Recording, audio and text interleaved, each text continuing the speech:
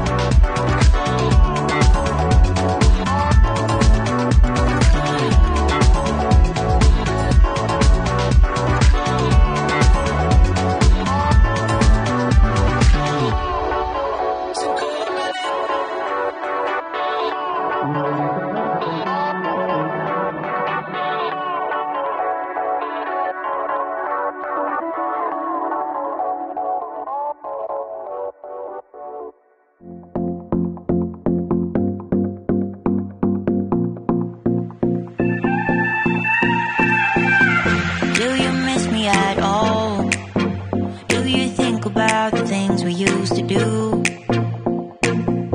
No, you couldn't stand tall. So why didn't you call? So many years gone by, but I think about you all the time. Looks like you're changing and all, but why didn't you call? Something in the air, always something in the air. Inexplicable, I can feel it in the air. Can you feel me?